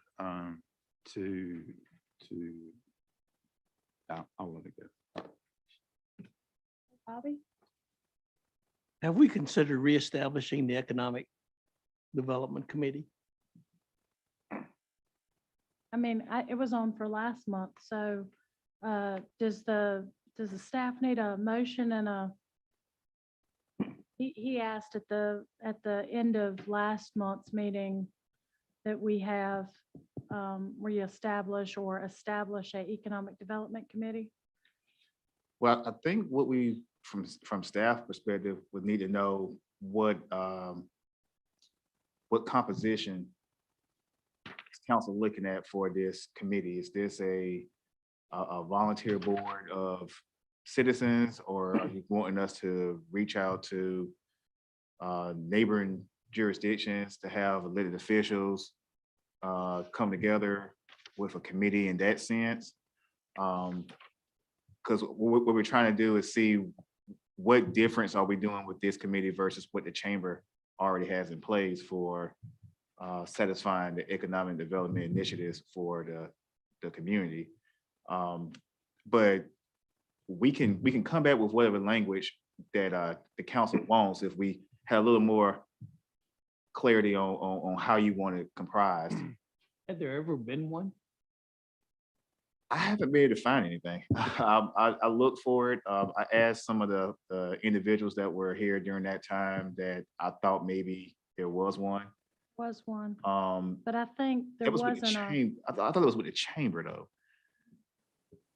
The difference, I think, is that, you know, you have, the chamber basically goes out, in my mind, this is my impression, is that chamber goes out and does what you say. They get people from different communities to come together and then work on initiatives like PART or, you know, the transportation and things that affect the county as a whole. And that people are, the industrial parks or things like that are going to bring large scale jobs in which they need to involve multiple municipalities, mega sites, that sort of thing. But the Economic Development Committee and maybe it was just informal, but we had a lot of committees that were informal back then. You know, the Cemetery Committee, which we've talked about several times. I don't know why. We just need to, like, I guess, add that to the list of people that we appoint or just advertise to try to get some people to volunteer to be on that board. But Cemetery Committee, and it doesn't even have to be, it can be informal. I'm fine with it being informal, but we used to have a committee that focused on Graham business and Graham recruiting jobs. And if there's an issue with, you know, we have a lot of people that are interested in seeing something happen with certain parcels of land. And it's like, it's kind of like, that's not really Megan's job. That's not really any one person's job. But if a committee was dedicated to trying to contact a property owner of maybe a, you know, a dilapidated building or whatever, and then say, hey, are you interested in getting this for sale? And then trying to, you know, recruit developers to the community that will build something. And Bruce Turney Road, I hear that over and over. I hear people that say they want a Chick-fil-A, you know, that sort of stuff. Have some people that are dedicated to those kind of projects. And it is things that I think this council is kind of charged with doing. I just haven't seen in the past, you know, a lot of people going out and really trying to advocate for those things. You know, years ago, John Fugo, who didn't know who Graham was, we had a relationship with him, and we brought him to Graham as a very high profile developer, and he built watercourse. He initially, the reason why we recruited him was to try to get a grocery store, which everybody really wanted. And unfortunately, at that particular time, there was a real downturn in the economy and people weren't building commercially. So he ended up, I wasn't on the council, I don't believe at that time. They went back to the council and requested apartments. But initially, you know, we went out and recruited him, and he bought that land with the intention to have a grocery store there. So you hear people say they want a Trader Joe's, they want these different things. Those are the things that I think, and I don't want to speak for Bobby, but that's what the previous committee did, and they worked on trying to, I'm explaining this because I know you need a purpose, right? You need a purpose to the committee, but to have a group of individuals that are out here and actively trying to bring jobs, businesses, recruiting, they could come to the council and say collectively, hey, you know, we want you guys to consider doing something different here in this area regarding zoning or whatever, maybe a change in zoning in order to attract businesses. We have a lot of interstate property that's not developed, those sort of things. What are your? Well, the thing is, who is our advocate to sell Graham that this is the place to come for their business. You know, you would think whoever that person or committee is, they would have a catalog of all the vacant buildings that are currently in Graham, what they have as in regards to utilities, water, gas, so forth, square footage, location. If we got undeveloped property that's zoned for businesses, they would have that. So that they would be our face to folks who are saying, I want to move to North Carolina. Where do I want to go? I mean, we've got a lot of positives that would attract industry here. I mean, the mere fact we got 85 and 40 right here.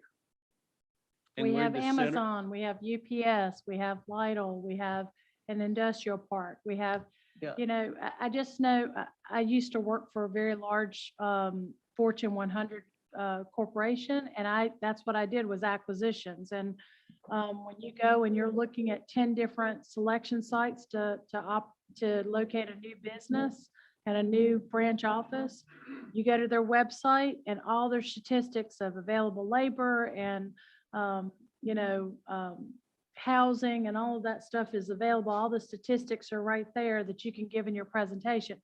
And I can just speak for myself, but the cities that made it easy for me, they went to the top of the list. So, you know, if all that information, and I don't have to spend hours and hours and hours researching for that information, you know, if that was on our website, a list of all of the properties that are available, you know, that will bring and attract jobs and attract people to Graham that want to live in Graham, and the charm that we have here, you know, kind of promoting our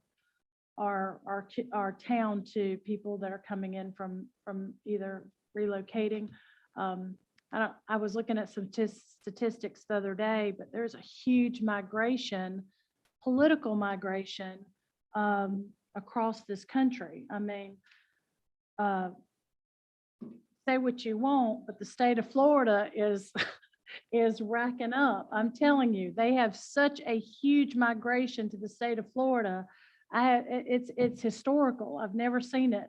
And it is, I say it's in large part to the huge promotion that you see every single night in that state. And you look at states where they're migrating from, it's the same thing. Those things are on the national news media and not in a good light. And people are moving from those states to other states. So I think that we could capture some of that, you know, where people are they're tired of whatever the situation that they're in, and they want to, whether it's COVID, political, or jobs, you know, businesses looking to maybe get out of that state and go to another state that's more business friendly.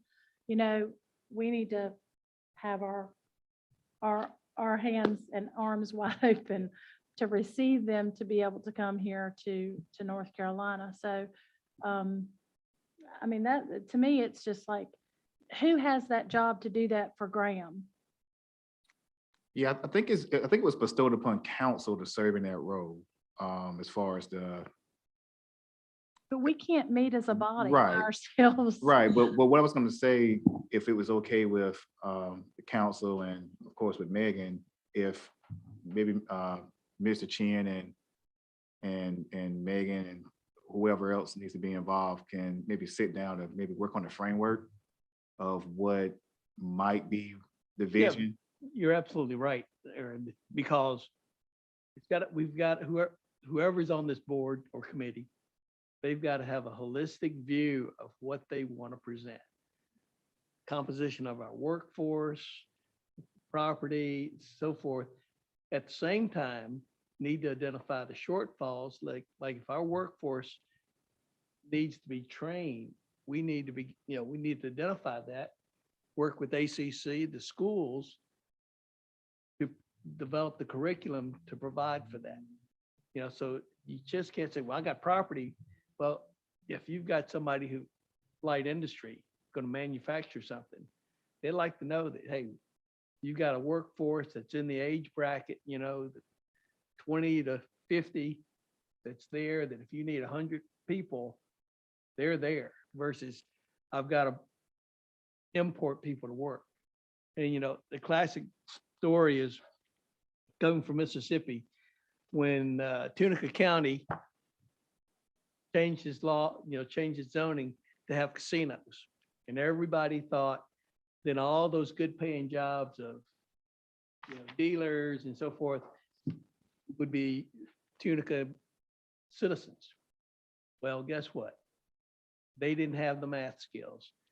So so the casinos had to import folks to take the really good paying jobs of, you know, working on the floors and such, because the citizens did not have the skill set. And I don't want to see it happen here where we get an industry to come in and we don't have the workforce ready for You know, I think that there's some things that we can really focus on in an intensive type economic development committee that really need to be addressed. I mean, Dennis Riddell spoke to me and said that the infrastructure money that's coming to the state of North Carolina is historically unheard of. You know, I mean, the amount of infrastructure that's going to be done, well, who's going to do that? Because we, at this moment in time, if that were to happen today, you know, we don't in Alamance County certainly have, I think we have like 3 or 4 brick masons. So, you know, we need to be working towards trying to develop those trades, working with ACC to try to see what's coming down the pipeline, work with the local legislators to see what kind of, you know, how North Carolina is going to change over the next, you know, 5 to 10 years, and what kind of needs are going to be that we're going to have. I mean, you know, it happens very quickly, it seems, and now with having the industrial park really taking off, I mean, we have 4 exits off the interstate, 3 or 4, 4, right? 47, 48, and 50. Right. So, I mean, having, and possibly if we were to ever get a exit off of Cherry Lane, that would be a 4th. I think that's what I was thinking, is that there was 4. But if you have that and you know that you've got all of these possibilities, then you can be working towards a common goal. And I think see things that kind of trends that are coming and make sure that we're ready for those and we're not so reactive, and that we're more proactive. Because you don't, if someone walks into your office and they say, hey, I'm looking for this many acres and I'm wanting to do this, and it's something that we really, really, really, you know, would be just an excellent thing for the community. You don't want to sit there and go, oh, wait, let me go see if this person wants to sell their property and this person wants to, you don't have the time to do that. You need to be prepared when they walk in to be able to say, here's a site, here's a site, here's a site. This is where you want to go. I had an attorney from Raleigh call me last year and was looking for a large site here in Graham. Call the city. I mean, we don't have a list of things we can give them, you know, that we can say, here, these are things that are available. I can tell you other cities do. And if we want to be competitive to get that great business here, then we've got to be prepared to say, here you go, and be more proactive about what we want. I think, you know, having some insight into preparing, and especially with us going into a new comprehensive plan and land use planning for the future, I think it's going to be key to Graham being successful. And if we don't get ahead of this growth, I mean, it's just going to be a hodgepodge of just us responding to whatever anybody gets, instead of being more like, oh, here's this big tract of land. What do we as a community want to see go there that would be the highest and best use of it? and then going out and recruiting a developer to build that and make sure that that is what is going to be welcomed by the community instead of always constantly fighting growth and being on the back end of growth. You know, you can mess up a mega site with just a couple of sales. So I don't know. I want us to. I'm very much in favor of it because it will give people a task of doing this on a monthly and consistent basis to be working towards the betterment of trying to, you know, if their goal is to try to find a site for Chick-fil-A and then go and negotiate with the franchise to try to find an owner that wants to open a new Chick-fil-A. I mean, they're always looking for potential sites, or whether it's Chick-fil-A or some other business or Trader Joe's or a major grocery store. Having all that, I think, ahead of time would cut things down substantially. Did you have anything else? The things that I had were,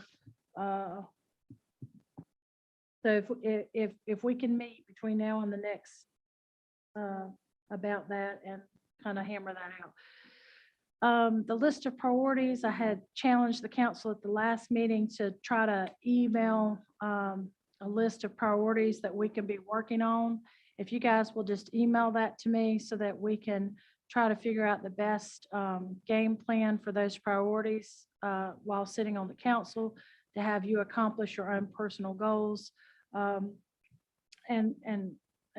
it's okay if you don't have anything, but if you have things that citizens have come to you and said, hey, I'd love for you to be able to work on those. I'd like to know what those are so that we can have staff and other council members help you reach those goals. I want to recognize the person from the Embers Motor Lodge. So if you, Chief Cole, could reach out to them and possibly have them come to the next council meeting. And then if we could, Aaron, what is the most appropriate thing? I mean, do we have some sort of plaque or certificate or something that we could present to this person that went door to door and got people out of that? I'm sure we can probably put together I think it's called a resolution of commendation or something like that. And you put it in a nice frame. I mean, I may have butchered what it is actually called, but it is a show of appreciation to an individual or a group. So it's something that we can, put into a frame for whoever the person is you want to recognize. Yeah, he got her contact information and he have Chief Cole reach out to her and maybe possibly have her. So if you could get with Aaron by next month and he could get that together for us, that'd be great. And then I want to talk about possibly having the city staff look at a pay plan study. I'm not necessarily in favor of spending money to do a whole new pay plan study when we have our neighbors all around us, that do these and pay for them. Like, can we look at, a lot of our jobs are very similar to the jobs that they have, but we cannot continue to have employees that we have working for us constantly taking up the slack for everybody else, that all these positions that are left open. And when you only have a staff of 10 and you have 5 open positions, that's a real problem. And some of them have gone for 6 months or more without being filled. So I just want us to look at that, especially in essential services with public works. Like, we need to look at that and address that, and please come back to the council with some sort of solution, because I don't know what your personal feeling is, Megan, but I don't see that getting better. So we need to do something. I mean, I think McDonald's is paying like $17 an hour or something, and so is the Dollar General store. So we need to be consistent with what other people are paying. in order to get some of these jobs filled. I mean, especially for essential services. We just can't have that, especially in the middle of a situation where if we have ice storm or we have some other major, event that happens that takes up city services, like what are we gonna do if we have a major snowstorm or something like that, and they're expected to be out there at 4 a.m. trying to clear the streets, but also pick up trash and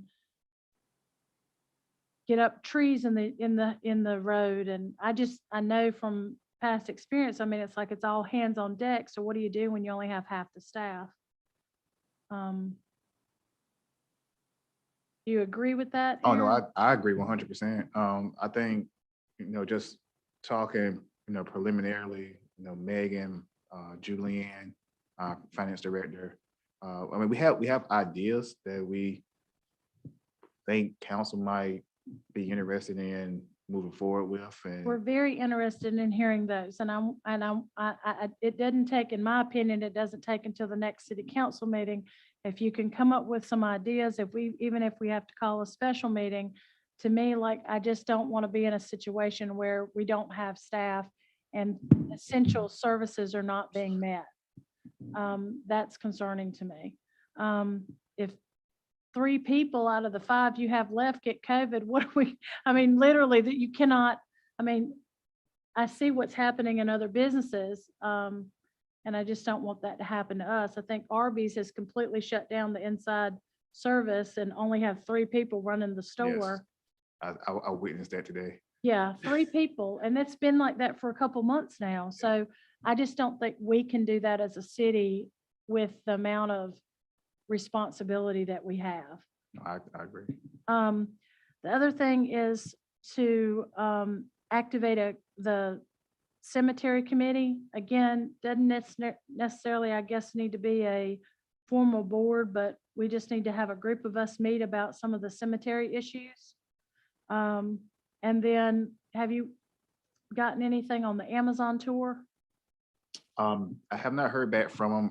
They did want to kind of get themselves through the holiday season. They gave a arbitrary first of the year timeframe of when we can get in there. I can reach back out to the individual I had emailed prior to the holiday season to see if it's a good time now, or possibly maybe the 1st of February, when that's a little bit removed from Christmas and folks have had time to lick their wounds. So if it's fine with council, I can check in with that, and that could be something we add in to the weekly update when I hear back from them.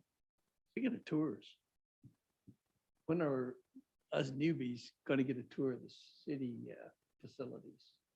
Our goal was to have educational. With council, once we had a full council seated. So once the 5th member is appointed, we had hoped to have some one-on-one sessions with council and staff that involved facility tours. And we talked privately, me and myself and Megan, about an annual calendar, which I think would just greatly help me planning wise. And I think Bobby had mentioned to me, any major contracts that we're looking to get signed, if we would know what those are. I know recycling's coming up in June, and I just want us to make sure that we're ahead of that. And if there's going to be RFPs put out, or if there's any other cities that we could possibly piggyback on, and so if we could make sure that we're looking at that. I think that was it. And I'm sorry, Megan, I had accidentally skipped over you. So did you have anything for tonight? No, ma'am, I did not, but All thank right. you. All right. So I want to get a motion to adjourn. I make the motion we adjourn, ma'am. Second. All in favor? Aye. Aye. All opposed? Motion carries.